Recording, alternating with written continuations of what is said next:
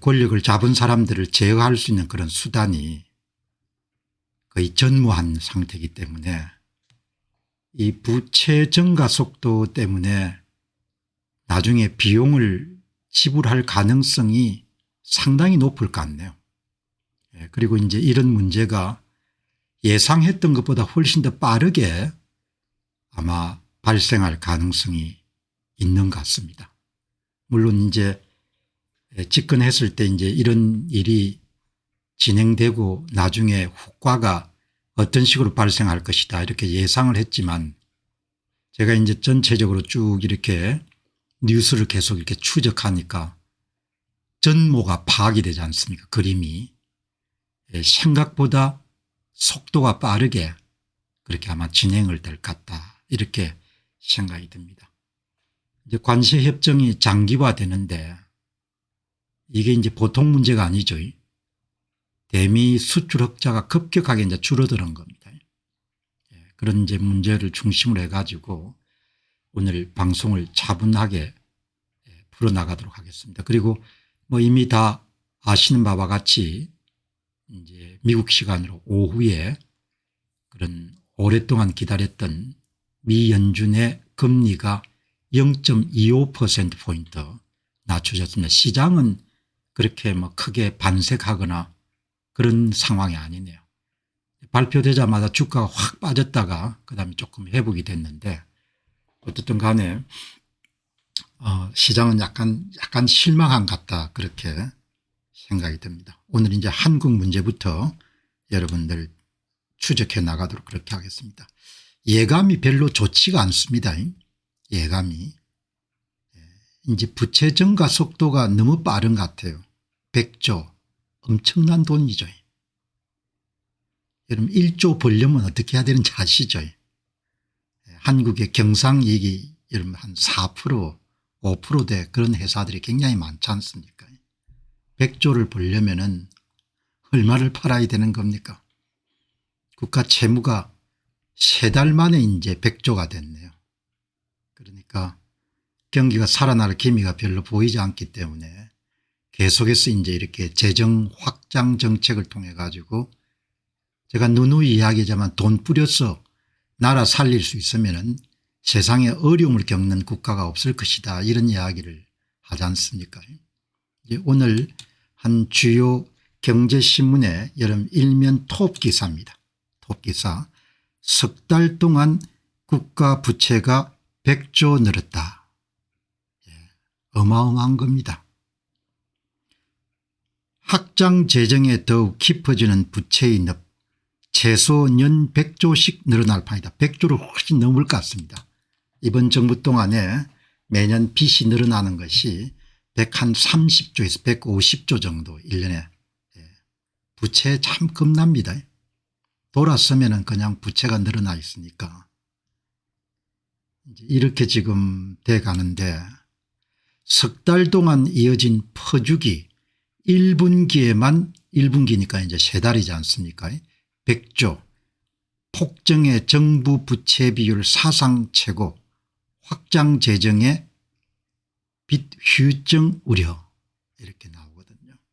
이렇게 되면 뭐 돈값이 굉장히 떨어지겠죠. 돈값이 원화 가격이 원화 가치가 떨어지는 거지 않습니까? 뭐 이제 돈을 찍어내는 거하고 또 마찬가지니까. 그래서 이제 이 원화 가치를 개인적으로 방어하기 위해 가지고 상당히 이제 고심을 해야 될 그런 상황인 거죠. 거기에 맞춰서 저도 이제 방송을 많이 내보내고 있는 것이고 이 돈 가치에 영향을 미치거나 인플레이션이라는 것은 기본적으로 모든 사람의 삶에 다 영향을 미치지 않습니까? 여기 이제 1212조 원 그거는 가장 좁은 의미 중앙정부하고 지방정부의 부채만 합한 것이고 한국의 부채 규모가 1경이 넘습니다. 전체 다 합치게 되면은. 그래서 이제 이렇게 지금 돈을 치열하게 이렇게 벌어본 경험들이 없는 사람들이니까 돈을 버는 일이 얼마나 이런 힘든지 이런 거가 가슴에 안 와닿을 겁니다. 아마 지금 내각에 기업인 출신은 한 명도 없죠. 한 명도 없습니다. 기업인 출신들은. 그러니까 이 참 뭐 그냥 정해진 길로 가는 겁니다. 대한민국은. 이제 언제 터지느냐 그것만 문제인데 생각보다 이렇게 빨리 터질 것 같아요. 지금 돌아가는 걸 보니까. 시장은 정직하거든요. 끝까지 속일 수가 없단 말이죠. 거기다가 이제 기본적으로 대미 수출 흑자가 이제 크게 줄어들 판이니까 여기 이제 국제결제은행 BIS가 3개월 만에 100조 원이 늘었다. 작년 말에 1113조 원에서 이제 지금 1212조 원이 됐으니까 한 분기 만에 이제 100조 원을 더 쓴 겁니다. 여기 이제 국가 총부채가 가계가 2299조, 기업이 2861조, 정부가 1212조인데 이게 전부 다 과소 추정된 거. 가계는 한 3000조 넘습니다.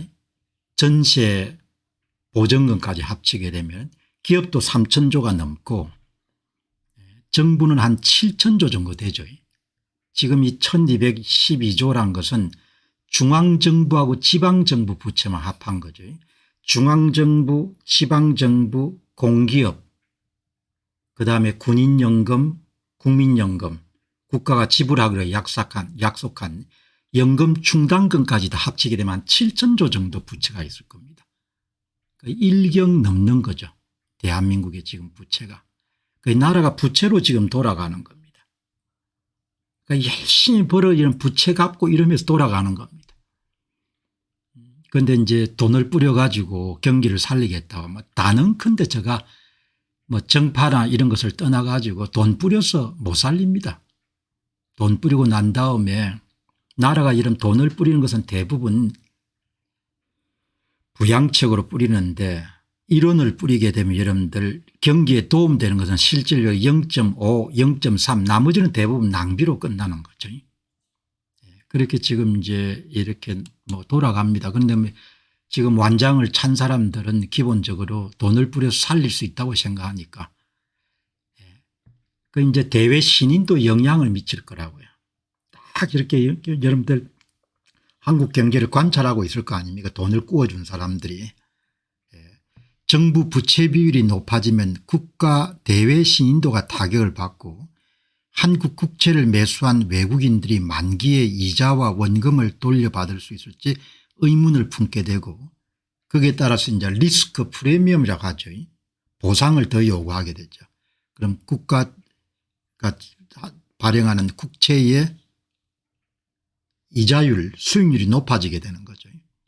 국가 신용등급이 떨어지고 경제가 총체적 위기에 떠난다. 외국인이 국채를 투매하기 시작하면 시정금리가 상승하고 원화값은 폭락한다. 한번 호되게 겪었지 않습니까? 20몇 년 전이지만. 그러니까 저는 1997년도 외환위기가 성인이 되고 나서 겪었던 가장 큰 그런 사건 가운데 하나인데 그때 여러분 강조한 바와 같이 절대적으로 국가정책은 정직해야 되고 시장 원리로부터 벗어나게 되면 반드시 징벌이 따른다. 그게 이제 30대 여름 배웠던 가장 큰 교훈 같거든요. 그리고 이제 세수가 늘지 않을 거 아닙니까? 수출 침체되죠. 내수 여러분들 쪼그라들죠. 그럼 뭐 거래가 여러분 활발해야 그다음에 이제 세금 수입이 늘어날 건데 지금 다 이렇게 낙관적으로 세금 수입을 가정을 했을 거라고요.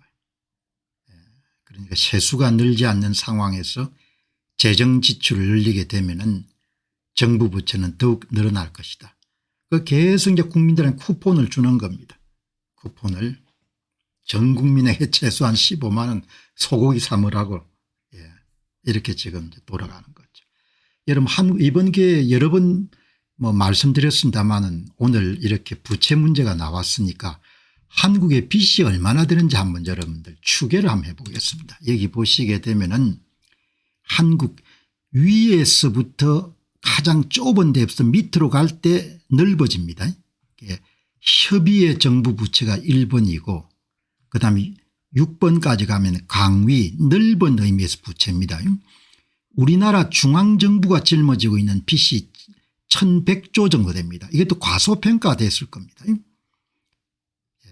그다음에 이제 지방정부를 빚을 더하게 되면은 중앙정부 지방정부를 D2 아마 이게 대시일 겁니다. D2 그게 1200조입니다. 그러니까 지방정부가 짊어지고 있는 것이 100조도 이것도 과소평가되어 있을 겁니다. 여기다가 이제 한전이라든지 이런 그 공기업 비금융 공기업을 합치게 되면 2200조가 되는 겁니다. 그러니까 여기서 보면은 뭔가 하니까 대한민국의 중앙정부와 지방정부의 부채가 1200조고 가소추정 적게 추정한 겁니다. 거기다가 이제 한전이라든지 가스공사라든지 이런 데 빚이 엄청나지 않습니까? 그게 1000조 정도 되는 겁니다. 두 개 합치게 되면은 2200조 정도 되는 겁니다. 그게 공공부문 채무 D3라고 표현하죠. 이제 거기다가 뭐 수출입은행 뭐 이런 금융공기업 이런 것을 더하게 되면은 그게 3000조 늘어나는 겁니다. 수출입은행도 뭐 빚이 많을 거예요. 국책사업 산업은행 이런 데. 그다음 거기다가 이제 국가가 지불하기로 약속한 연금 있지 않습니까? 국민연금 군인연금 약속했으니까 이제 그거는 반드시 국가가 지불해야 되는 거죠. 그것을 이제 연금 충당 부채라고 하죠. 그게 5번이 있네. 그게 한 3000조 정도 되는 겁니다. 그게 한국의 빚이 얼마 정도 되는 거 하니까 정부 부분만 7000조 플러스 알파 정도 되는 거죠. 7000조 플러스 알파가. 지금 국가가 짊어지고 있는 빚이 7000조 플러스 알파입니다. 그런데 빚을 더 늘려야 되니까 계속 이런 뭐만 사용하는 거 하니까 여기에 D1이나 D2만 사용하는 겁니다. D1과 D2를 쓰게 되면 뭐 한 50% 정도 나올 겁니다. 그런데 실질적으로 한국이 짊어지고 있는 부채가 국내 총생산 GDP 대비 여기 나오다시피 300% 이상 되는 겁니다. 300%. 300% 이상 빚을 지고 있는 겁니다. 나라가 큰 빚으로 이렇게 돌아가는 겁니다. 그 빚을 이제 갚을 수 없는 지경이 되면 그냥 넘어지는 거죠. GDP 대비 한 300% 넘는 겁니다. 실질적으로 국가가 약속한 모든 빚을 더하게 되면은 대한민국이 한 7000조 이상 정도 빚을 지고 있는 거예요. 그럼 이제 그다음 보시죠. 그럼 가계 주체별로 빚을 얼마를 지고 있냐 이렇게 보시면 대한민국 가계가 한 3000조 정도 됩니다. 전세 보증금을 포함하게 되면 3000조 기업이 3000조 정부가 7000조 아주 작게 잡아가지고 그러면 빚 전체가 대한민국이 지고 있는 경제 총부채가 1경 3000조 원 정도 되는 겁니다. 1경 3000조 원. 어마어마한 거죠. 이것도 최소 추정치일 겁니다. 최소 추정치. 이렇게 이런 계산이 다 나옵니다. 이렇게.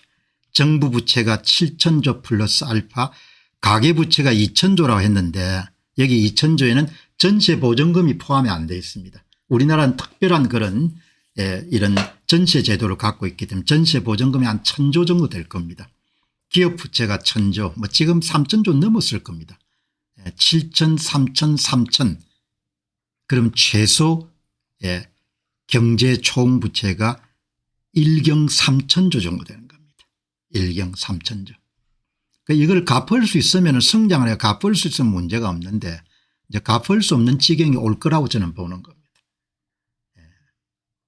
마지막까지 갈 겁니다. 마지막까지 쓸 수 있을 때까지 끝까지 쓰겠죠. 그게 터져버릴 겁니다. 그런데 내가 볼 때는 빨리 터질 것 같다는 생각이 드는 거죠.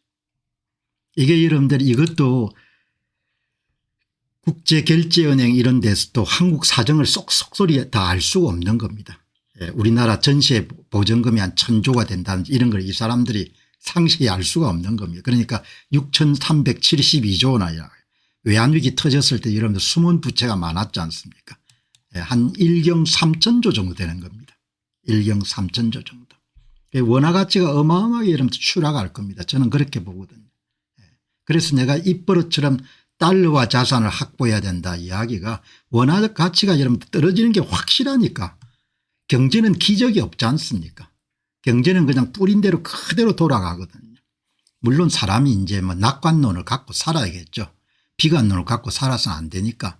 그렇지만 낙관론을 갖고 살지만 현실은 있는 그대로 냉정하게 봐야 되는 거죠.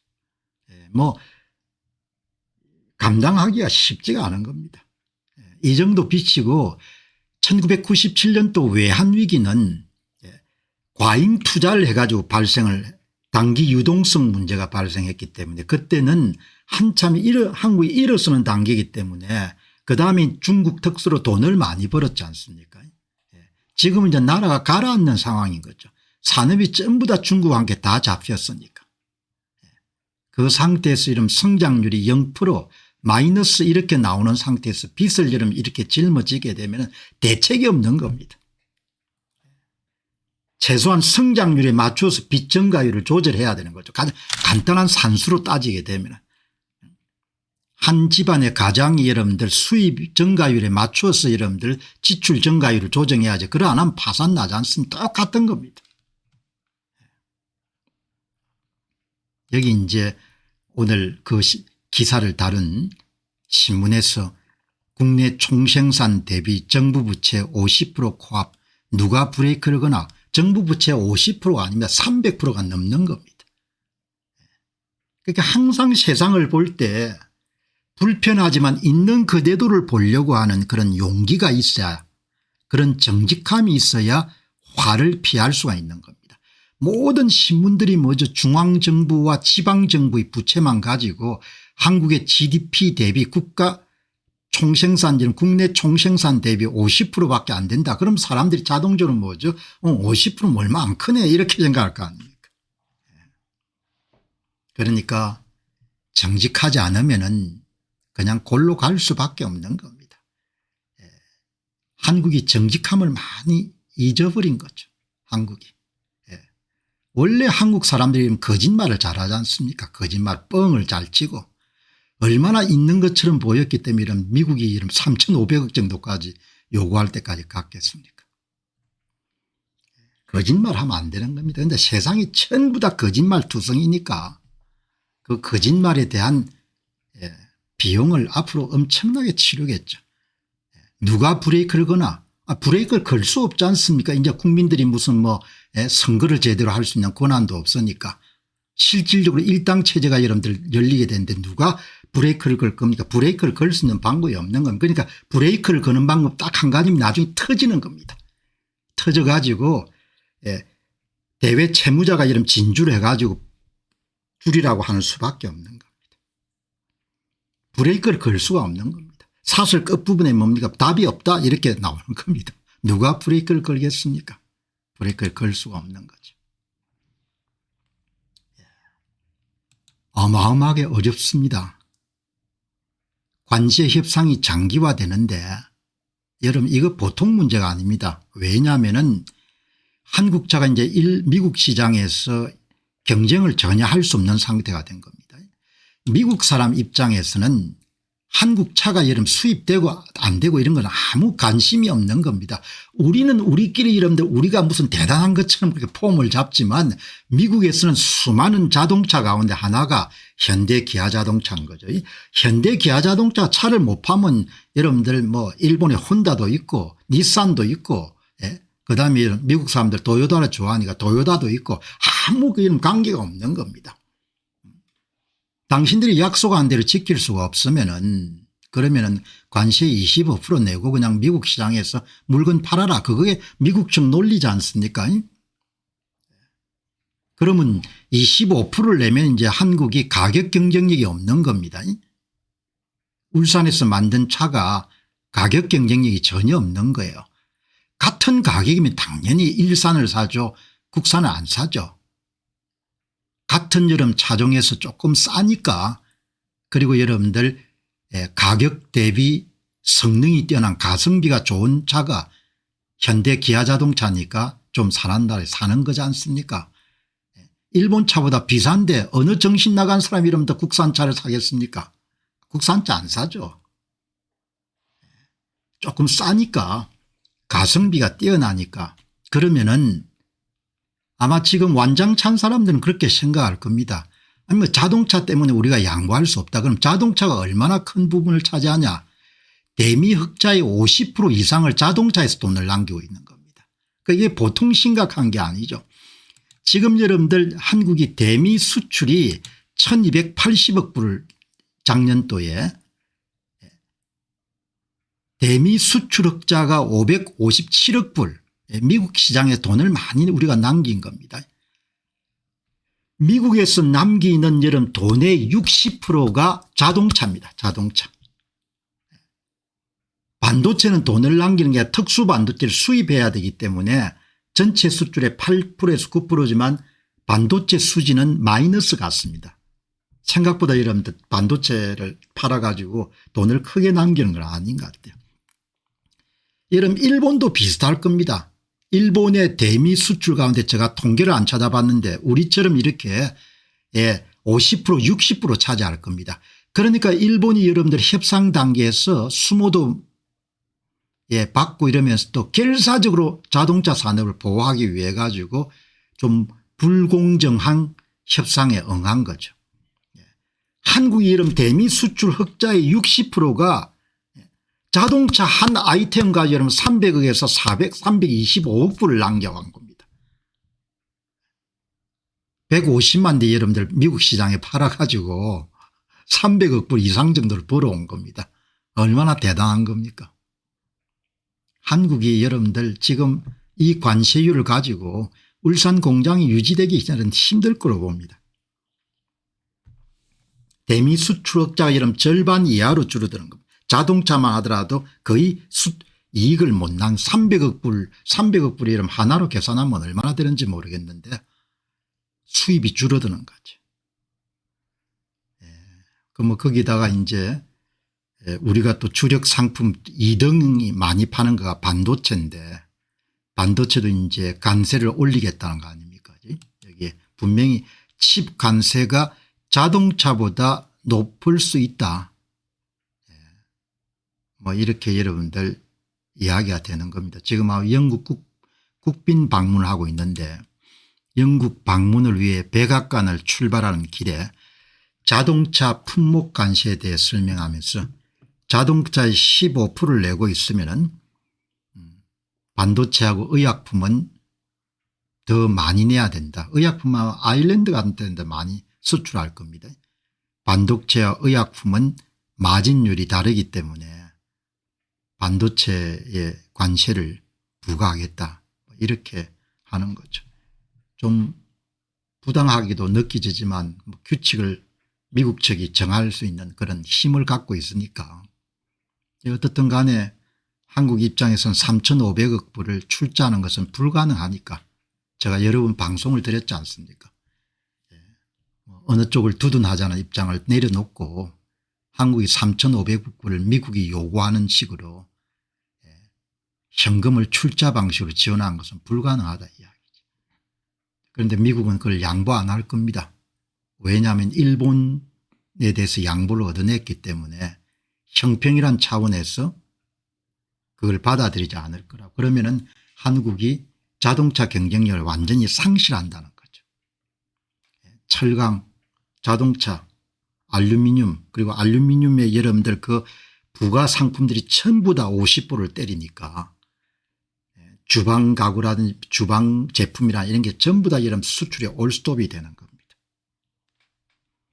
이런 상태에서 여러분들 3개월에 빚이 100조 정도 늘어나는 겁니다. 맨정신으로 할 수 없는 겁니다. 제가 볼 땐 나는 그분들도 생각이 있겠지만 나는 맨정신으로 할 수 없는 짓을 지금 우리가 하고 있다 이렇게 생각이 드는 거죠. 한국이 자동차를 결국은 생산 기지를 옮기지 않고선 살아남을 수가 없을 거다. 그러면 옮기면 그거는 뭐 어마어마한 사회적 문제인 거죠. 60년 들여가지고 만든 한국의 제조 자동차 공급망 자체가 와해가 되는 거지 않습니까? 실업자가 얼마나 많이 나오겠습니까? 실업자가 어마어마하게 나오는 거죠. 여러분 한국인들은 미국 사람들을 잘 이해를 못하죠. 한국인들이 비교적 가장 여러분 편하게 이해할 수 있는 사람이 일본 사람들입니다. 제가 늘 농담 삼아 이야기하지만 밥을 먹을 때 크게 긴장 안 하고 이런 편안하게 먹을 수 있는 사람이 일본 사람이다 이렇게 이야기하지 않습니까? 예. 식당 뭐 에티켓 같은 걸 지키지 않더라도 서로가 잘 이해를 할 수 있는, 그러니까 일본하고 잘 지내야 되는 거죠.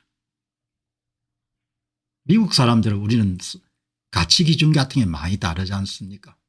그 사람들은 계약을 중시하고 약속을 중시하고 그다음에 세상 기준으로 보면 온정주의가 좀 덜하죠. 그래서 한국적인 입장에서 보면 사람들이 좀 찹니다. 계약과 관련해서는 인간적으로는 굉장히 따뜻하고 개방적이지만,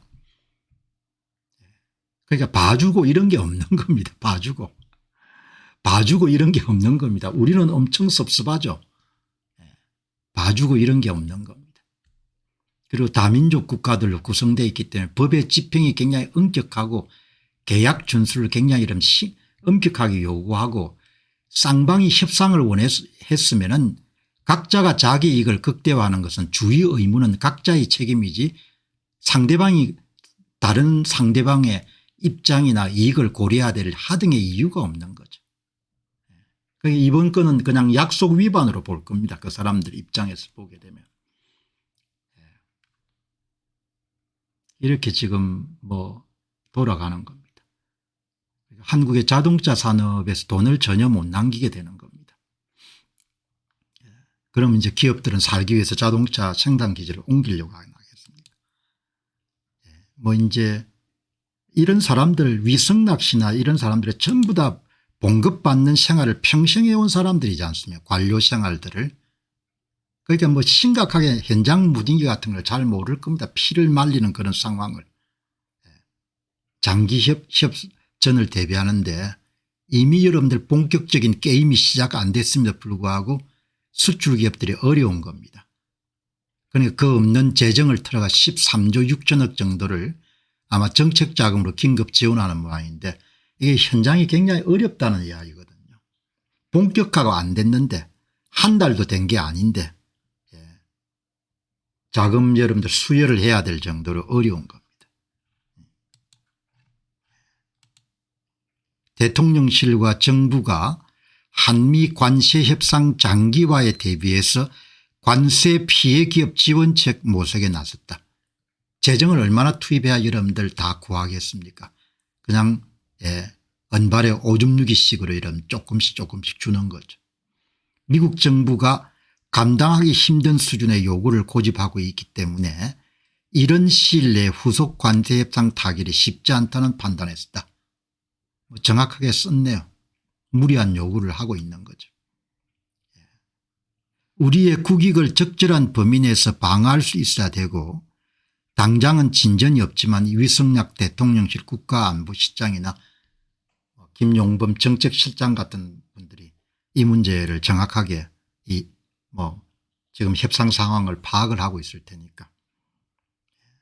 그러니까 한국은 엄청난 경랑 속에 지금 놓여 있는 거죠. 그 경랑 속에서 정권이 이제 바뀐 것이고, 그 정권과 도널드 트럼프 행정부와 코드가 잘 맞지 않는 겁니다. 그리고 이제 시간에 쫓겼기 때문에 한국적 기준으로 3,500억을 이미 약속을 했고, 그 약속 이행을 미국 측이 계속 고집을 하고 있고, 그거를 우리가 이제 감당해 가지고 미국 측 요구안을 그대로 들어줄 수 없는 상황이니까, 그러면 이제 뭐 간단하게 보면은 25% 관세를 내고 물건을 수출해야 된다는 거죠. 어떻든 간에 뭐 지난 일입니다마는 3,500억을 구두로 약속하기 전에 우리 형편에 맞는 것을 갖고 끝까지 버텼어야 되는데, 뭐 그거야 지금 이미 지나가 버린 일이니까. 거듭 이야기하게 되면 미국의 소비자 입장에서는 현대 기아 자동차를 일본산 자동차하고 비싸면 살 수 없는 겁니다. 싸기 때문에 싼 거죠. 가성비가 뛰어나기 때문에. 중고차 가격은 여전히 여러분들 도요타하고 현대 기아 자동차가 차이가 나지 않습니까? 평판도 그렇고. 그냥 도요타는 기본적으로 그냥 신뢰나 이런 품질 면에서 압도적인 1위 기업이니까. 그리고 미국인 입장에서 한국 자동차 산업이 어떻게 되고 이런 건 별로 관심이 없는 겁니다. 워낙 큰 나라니까. 현대기아자동차 여러분들 울산에서 만들어서 판매해서 이런 물건을 팔 수가 없더라도 미국 시장에 팔고 싶어 하는 사람은 수없이 많으니까. 이제 오늘 우리가 권력 수뇌부의 생각을 이해할 수 있는 방법은 관훈 클럽이나 이런 데 나와 가지고 이런 토론회 할 때 기자들이 묻고 이런 부분을 답을 할 수 있는 부분이니까. 벌써 여러분들 많이 어려운 모양입니다. 어렵겠죠. 미국의 관세 부과로 어려움을 겪는 수출 기업들을 위해서 13조 6천억의 정책 자금을 연내 긴급 지원할 예정이다. 이게 그럼 한국산업은행, 한국수출은행, 신용보증기금, 기술보증금 이게 전부 다 국가 부채로 다 잡히는 겁니다.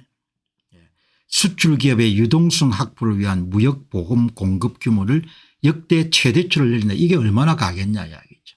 돈을 얼마나 투입해 여러분들 이 문제를 극복하겠냐. 그렇게 지금 돌아가는 거죠. 그러니까 뭐 잘잘못을 이렇게 묻기보다는 상황이 여러분들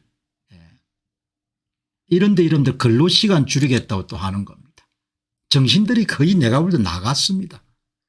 지금 때가 어딘데 이런데 4.5일제 만들겠다고. 사람들 대단합니다.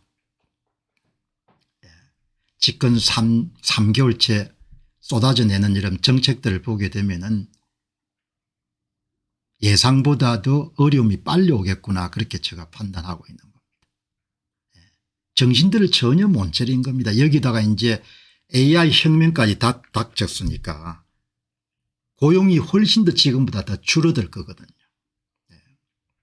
지금은 초급 여러분들 직원들을 안 뽑지만 지금 AI 이런 발전 속도를 밀어보게 되면 중급 이런 것도 많이 대체할 것 같거든요.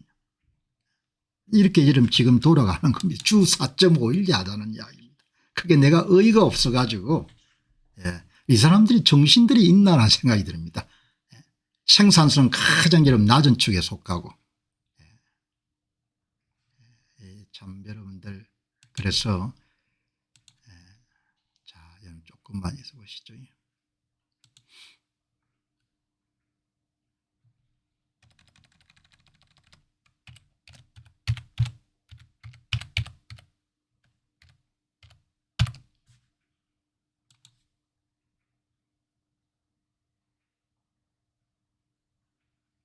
자, 일을 좀 많이 해야 될 거 아닙니까? 먹고 살려면은. 일을 여러분 먹고 살려면 일을 열심히 해야지. 뭐 먹고 살 건지. 자, 여러분 다음 이제 주제는 이 대법관들 문제가 나왔는데 오늘 이제 이 양은경 기자, 이 법조 출입 전문 기자입니다. 항상 글을 조금 관심 있게 제가 읽는 분인데 요지가 여러분 뭔고 하니까 법원이 함부로 대접받도록 그동안 행동을 해오지 않았냐. 양은경 기자가 여러분 법조 전문 기자가 이번에 쓴 글은 그동안 대한민국의 대법관을 비롯해서 법관들이 집권 여당 사람들이 판사들을 함부로 대해도 될 정도로 그렇게 처신을 해오지 않았냐. 당신들이 처신을 똑바로 했으면은 현직 대법원장을 물러나라고 그렇게 이런 압박을 가하겠냐. 이런 이야기를 하는 겁니다. 뭐 틀린 말이 아니지 않습니까? 사람은 자기가 하는 대로 이런 대접을 받지 않습니까? 전부 판사는 아니겠죠. 그러나 판사들이 그동안 어떻게 해왔는가라는 부분을 보게 되면은 지금 여러분들 여권으로부터 당하는 수모나 이런 부분들은 약과죠. 더 심하게 여러분들 앞으로는 당하지 않겠습니까? 다 여러분들 자기가 뿌린 대로 거두는 겁니다. 그 이야기를 오늘 찬찬히 법조 전문기자 입장에서 적은 겁니다. 대한민국의 법원이 여당에 심어준 착 각각 대법관들을 함부로 대해도 되고 대법원장을 여러분들 그냥 발사계처럼 대해도 되고 대한민국의 판사들을 뭐죠 그냥 짓이기도 된다. 그렇게 여러분 처신을 해온 겁니다. 그렇게 처신을 해왔으니까 지금 와서 징징거린다 해가 뭡니까 우리 대접해달라 이렇게 하는 것은 옳은 이야기지만 당신들이 그동안 어떻게 해왔냐 이렇게 쓴소리를 한마디 하는 겁니다. 정청래 대표가 조희대 대법원장은 직에서 물러나야 된다고 했다. 전국 법원장 회의에서 내란 특별재판부 등 민주당 추진 법안에 대한 우려와 반대를 표명한 지 딱 3일 만에 비웃기라도 하듯이 나온 반응이다. 우습게 보는 겁니다. 우리가 권력을 다 장악했고 이제 우리가 심사평가위원회까지 만들어 가지고 민주당 쪽에 줄을 서지 않는 판사들은 승진이나 이런 데 불이익을 줄 수 있는 상황까지 다 왔는데 너희들이 도대체 그동안 뭘 할 수 있냐. 응? 야 이 비겁한 판사들아 너희들이 뭐 우리 함께 대들어 그냥 한직으로 다 밀어 넣어버리겠지. 이게 이제 정청래 대표가 갖고 있는 자신감인 거죠. 우리가 다 장악한 겁니다. 우리가 이긴 겁니다. 판사들이 아무리 깨끗거려 봐도 소용이 없는 겁니다. 비웃기라도 하듯 나온 반응이다. 웃기는 친구들이네. 너희들이 우리와 함께 찍소리 할 수 있어? 응? 너희들 우리 겁 안 나? 이렇게 이야기하는 겁니다. 독재 정권에서 공개적으로 대법원장 사퇴를 압박한 일은 없었다. 독재 정권에서는 그래도 여론을 의식해야 되고 선거를 의식해야 되니까 지금은 여론을 의식할 필요도 없고 선거를 의식할 필요가 전혀 없는 겁니다. 뭘 두려워하겠습니까? 두려워할 게 하나도 없는 거죠. 민주당 일부 의원들은 조희대 대법원장이 한덕수 전 총리들과 만나 대통령의 공직선거 사건 처리를 논의했다는 의혹까지 제기하며 압박했고 이게 거짓말이라는 건 삼척동자도 알 수가 있지 않습니까? 법원 판사를 한 사람이 굉장히 민감한 정치 판결을 앞두고 해당 당사자를 어떻게 만나는 겁니까? 판사들 이렇게 대할 정도니까 뭐 좀 심하게 이야기하면 그렇게 대접받아도 싸다고 그렇게 생각하시는 분들이 아마 방송 듣는 분들 가운데 꽤 많으실 겁니다. 여당은 지난 5월에 대법원의 유죄 취지 파기 한송 판결이 대선 개입이라면서 대법원장 사퇴까지 요구하고 있고 그러나 정치 권력이 판결 비판을 넘어 사법부를 건박하는 형태는 민주주의를 위협한다. 뭐 지금 민주주의가 위협하고 말고가 있습니까? 민주주의가 그냥 무너진 건데. 기자들도 이런 글 쓰면서 참 이렇게 딱할 것 같아요. 하고 싶은 이야기를 다 못하고 자기 검열을 해야 되니까. 선출 권력이 최고 권력 사법부는 간접적으로 권한을 받은 것이라는 논리를 확정하며 법원이 법에 따라 재판하는 것보다 광장의 다수결로 시비를 가리는 게 더 낫다는 위험한 결론을 내렸다. 그냥 국민의 이름만 이용하면 되는 거죠. 국민이 실질적인 투표 권한이 없으니까. 그죠? 그 경과를 돌아보면 법원 스스로 빌미를 제공한 측면이 있다. 4.15 총선 전부 다 덮었죠. 그 위에 모든 거 다 덮은 거잖아요. 대법원부터 시작해 가지고 전부 다. 지금 와서 징징거려 가지고는 뭘 바꿀 수 있겠습니까?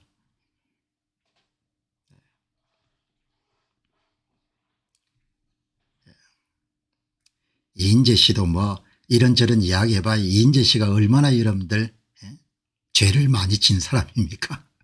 한국 역사에. 한국 사람들 네팔 사람처럼 될 수가 없는 겁니다. 가진 것도 좀 있고 하기 때문에 그렇게 나설 수가 없는 거죠.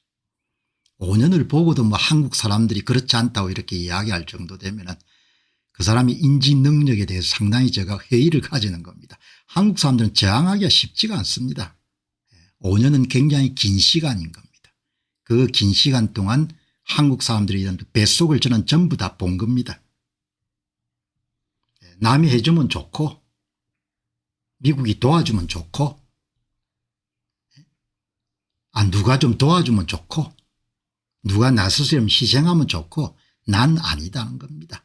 나는 바쁘고 나는 잊을 것이 많고 나는 우리 집 애들 생각해야 되고 난 관심 없고 당신들이 해주면 좋잖아.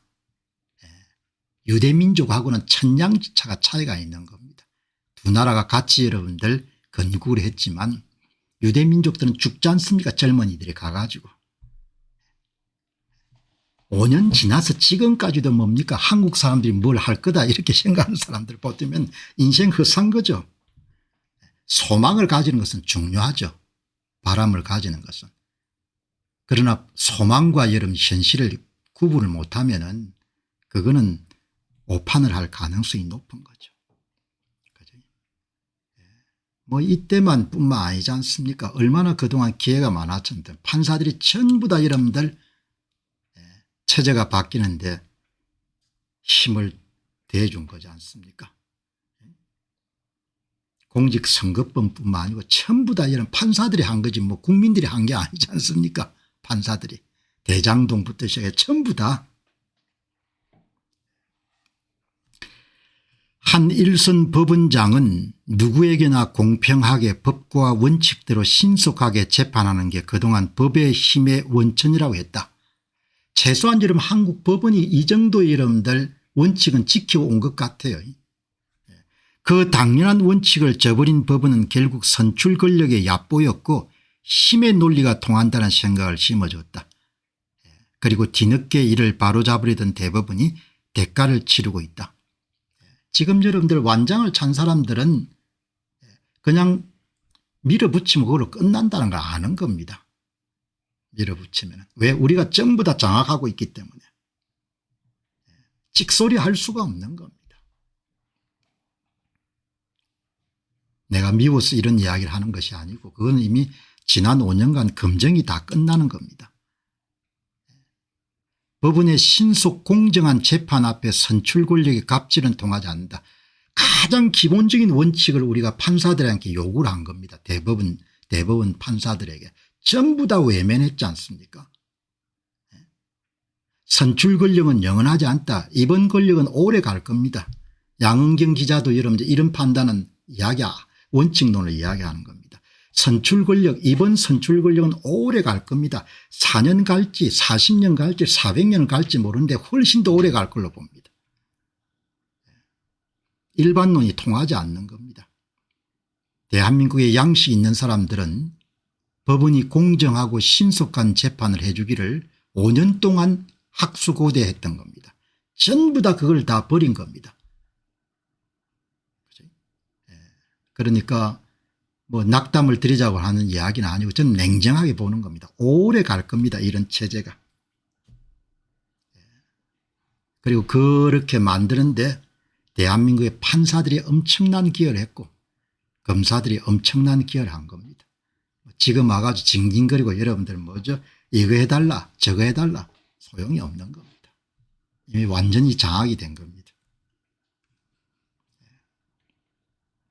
스스로 자기가 갖고 있는 귀한 것을 지키려고 하는 의지가 없고 실행력이 없는데 누가 그걸 지켜주겠습니까? 원래 이 나라는 거짓말이 좀 심하죠. 거짓말이. 그거는 이해를 할 수가 있습니다. 왜냐하면 관의 폭정이 워낙 심했기 때문에 관에 끌려가게 되면은 거짓말을 해야 목숨을 부지할 수 있으니까. 그래서 조선조의 여러분들 사람들이 거짓말을 많이 한다는 게 서양 선교사들 여러분 글에 엄청나게 많이 남아있지 않습니까? 이해를 하죠. 거짓말이 그냥 후천적 유전자가 된 겁니다. 얼굴색 하나 바꾸자고 여러분 거짓말을 하는 겁니다. 거짓말을. 오늘 집권당이 대법원장 건박위에 가짜뉴스를 퍼뜨렸나. 얼마든지 그 사람들은 가짜를 만드는 거죠. 그리고 하나도 양심의 가책을 안 느끼는 겁니다.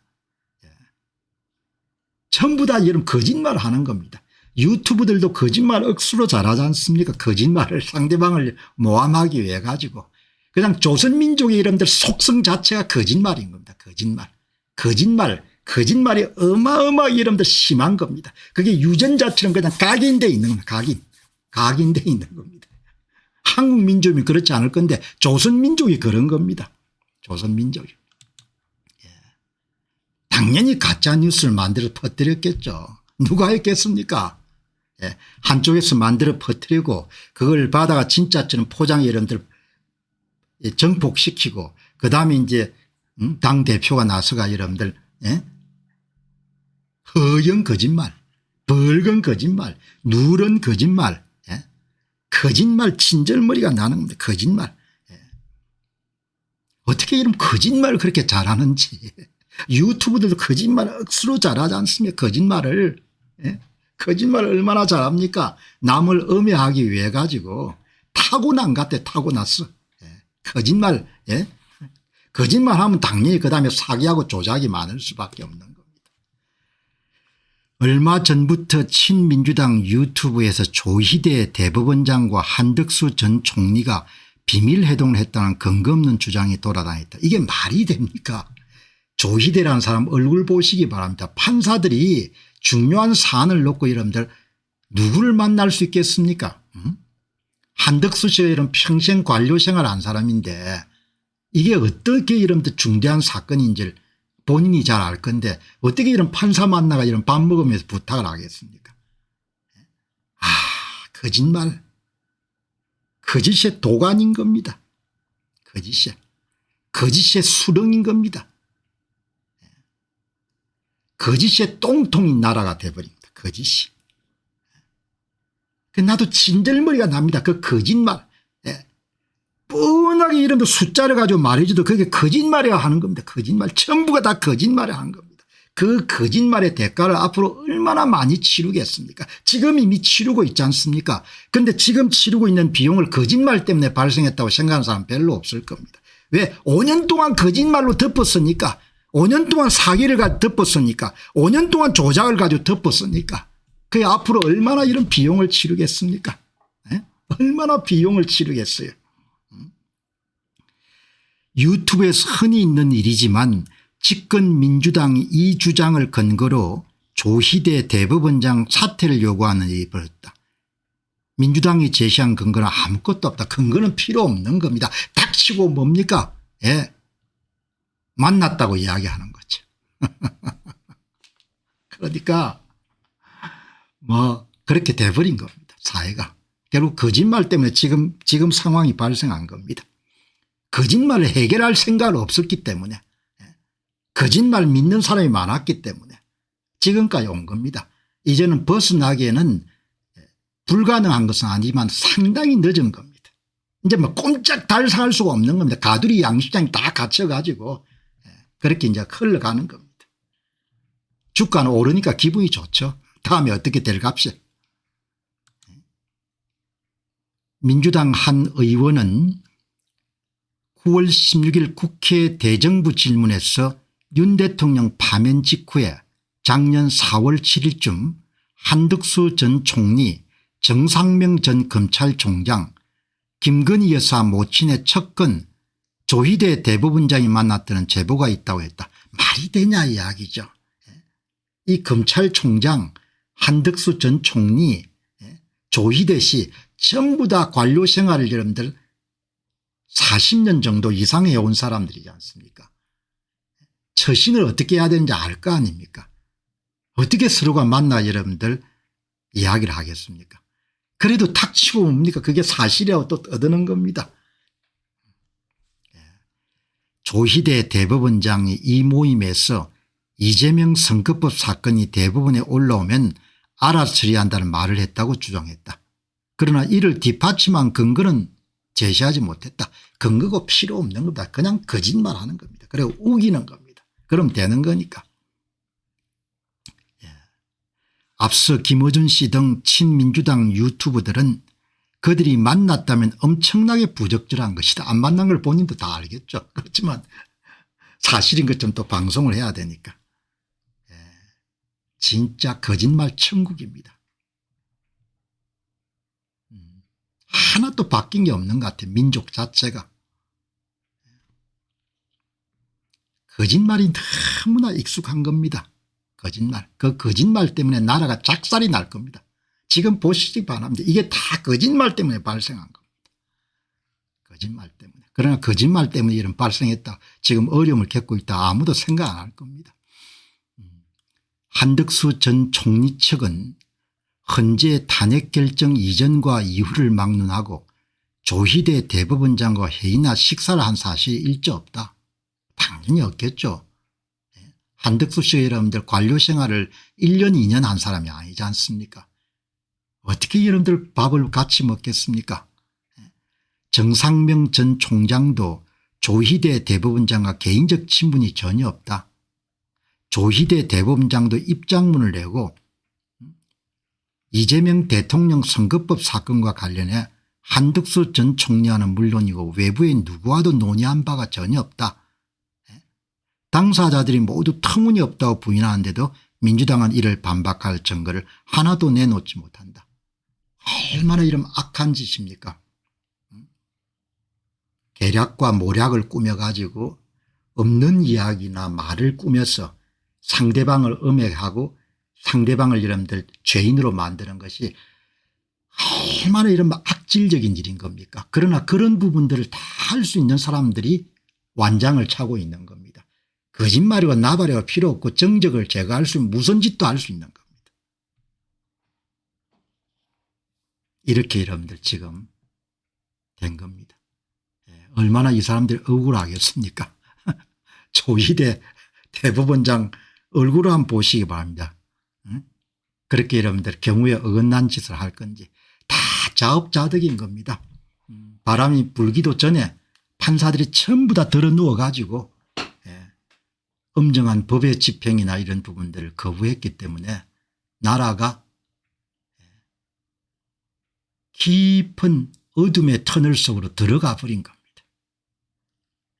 언제 나올지 저는 안 보입니다. 앞이.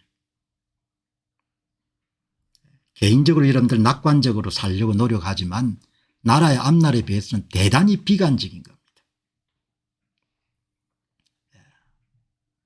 알아서 전부가 다 기었지 않습니까? 그래서 나라가 여기까지 온 겁니다.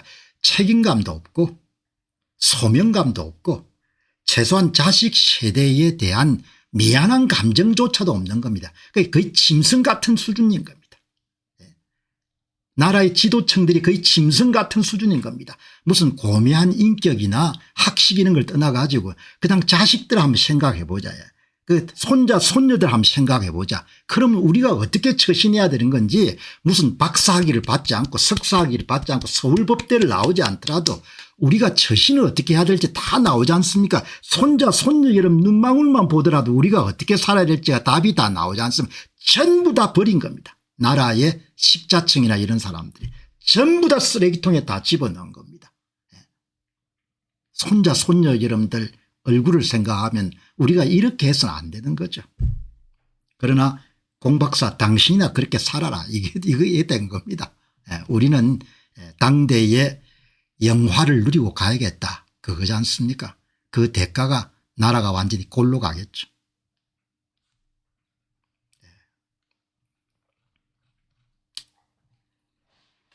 자 여러분들 이 한덕수 씨가 여러분 얼마나 억장이 무너지겠습니까? 조희대 대법원장과 회의나 식사 사실은 일절 없었다. 당연히 없었겠죠.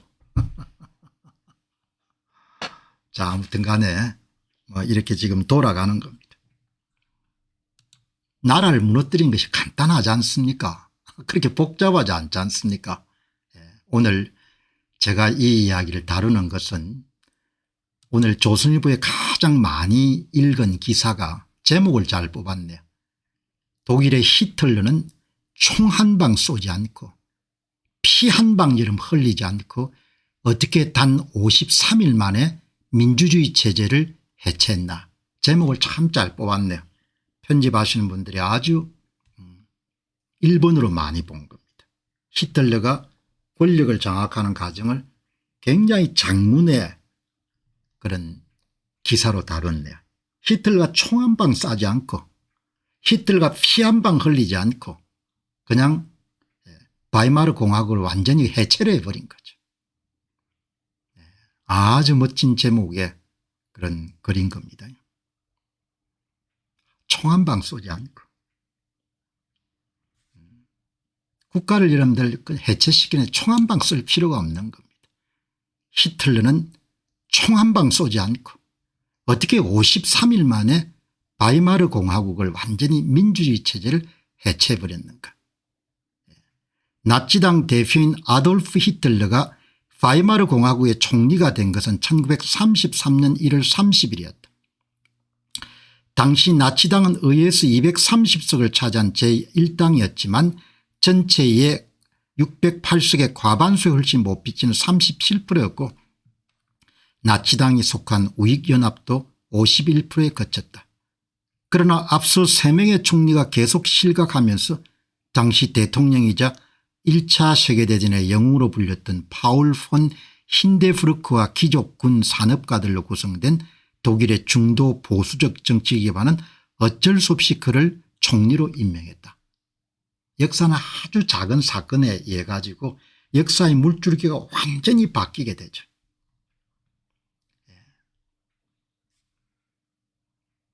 현대민주주의에서 여러분들 가장 연약한 고리가 선거입니다. 선거.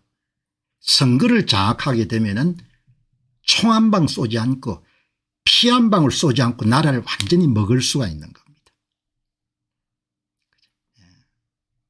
그러니까 이 제목 보고 나는 어떻게 무슨 생각이 떠오르는가. 총 한 방 쏠 필요 없다. 그죠? 피 한 방울 뿌릴 필요 없다. 그냥 90일 만에 나라를 다 먹을 수 있다는 겁니다. 선거를 장악하게 되면.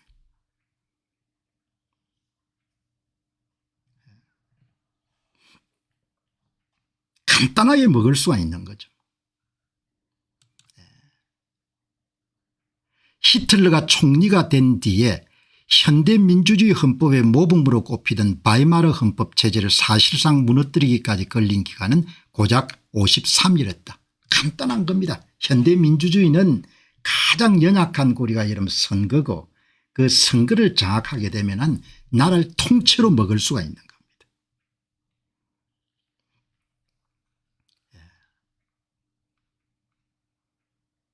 뭐 그렇게 복잡하거나 어려운 게 아닌 겁니다. 히틀러만 총 한 방 쏘지 않은 게 아니고 선거를 장악하면 그냥 먹는 겁니다. 그냥 그렇게 쉬운 겁니다. 그래서 제가 여러분들 자주 이야기하지 않습니까? 건국 77년 해방 80년 사전투표 제도 본격 실시 11년 완전히 나라가 이제 체제가 바뀐 거죠. 나라 이름은 뭐 대한민국이라고 이렇게 되어 있는 거죠. 완전히 다른 체제가 돼버린 겁니다. 한국 사람들은 너무 방심했던 거고 많이 비겁했습니다. 비겁했고 특히 국가의 여러분들 지도층들이 너무나 여러분들 소심하고 자기 안위를 생각했기 때문에 나라가 그냥 넘어간 겁니다. 여기 보시기 바랍니다. 이게 몇 년 전에 아주 많이 읽혔던 책이죠. 제가 여러 번 소개했지 않습니까? 좁은 해랑. 자유민주주의와 자유시장경제체제를 유지하는 것이 그냥 계속해서 한번 그런 체제를 갖게 되면 계속 유지할 수 있는 게 아니라는 거 아닙니까? 좁은 해랑에 있는 것처럼 위태위태한 것이 자유민주주의 체제와 자유시장경제체제라는 거지 않습니까? 정권을 탈취하기 위해서 모략을 꾸미는 일군의 사람들이 이 국가의 힘입니다. 전체주의를 만들려고 하는 사람들이 시민사회가 조금만 여러분들 방심하게 되면 그거를 본인들로 끌어당기면 되지 않습니까? 그러면 자유민주주의 체제가 그냥 붕괴 몰락을 하는 겁니다. 그냥 넘어서는 겁니다. 한국 사람들은 한번 우리가 여러분들 1948년도 자유민주주의 체제로 건국을 했으니까 문제가 없다고 생각하는 천만의 말씀입니다. 전체주의 체제하고 자유체제하고 여러분들 팽팽한 긴장과 균형을 유지하는 상태가 유지가 돼야 그래야 여기에 이런 체제가 유지가 되는 겁니다. 그렇지 않으면 옆으로 낭떠러지로 다 넘어가는 겁니다. 대한민국은 지금 어떤 상태냐. 여기서 낭떠러지로 다 넘어간 겁니다. 거의 다 넘어진 겁니다. 이렇게. 전체주의적으로 완전히 넘어간 겁니다. 어떻게? 선거를 장악했으니까. 선거를 장악했으니까. 이제 선거에서 이길 수가 없습니다. 다음 여러분들 지방선거는 완전히 대피할 겁니다. 한쪽이 대승하겠죠. 경북지사나 대구시장 정도가 살아남을 겁니다. 나머지는 전부 다 넘어가겠죠. 교육감 선거 전부 다 아마 다 차지할 겁니다. 이게 여러분 굉장히 시사적인 역사를 관통하는 이분들이 아마 노벨 경제학상을 받으신 분이죠. 이거 내고 난 다음에. 이거를 여러분들 다시 되찾기가 그렇게 어려운 겁니다. 그게. 이걸 다시 여러분들 이렇게 넘어진 체제를 다시 원위치 하는 것이 너무나 힘들고 어려운 겁니다. 오래 걸립니다. 오래 걸립니다. 공감 못 하셔도 관계없습니다. 내 주장을 펼치는 거니까. 공감 안 하셔도 괜찮고 세월 흐르면은 공 박사가 얼마나 옳은 이야기를 했는지를 가슴 절절히 느낄 겁니다. 공감하든 안 하든 나는 관계없이 이야기하는 겁니다. 선거를 장악하면 전부가 넘어가는 겁니다. 지금 이런 상황이 됐는데도 불구하고 아직도 정신을 못 차리면 할 수 없는 겁니다. 그럼 뭐 치를 때까지 여러분들 윤 대통령 보시기 바랍니다. 얼마나 이런 경고를 했습니까? 윤 대통령한테 얼마나 이야기를 많이 해줬습니까? 들은 책도 안 했지 않습니까? 세상이 어떻게 펼쳐질 것인지 공병호 TV를 본 사람들은 계속 여러분들이 예상을 한 이야기를 해줬지 않습니까? 끄떡도 안 한 거죠. 내가 대통령이 됐는데 대통령이 되기는 뭐가 돼? 완전히 그냥 다 넘어가 버린 거죠. 국민들이 죽을 고생을 하게 된 거죠.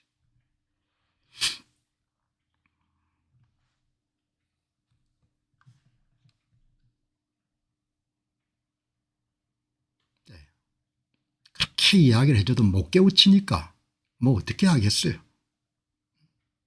뭐 못 깨우치는 걸 내가 어떻게 하겠습니까. 그냥 머리를 때리가면서 뭐 가르치겠습니까. 뭘 하겠습니까.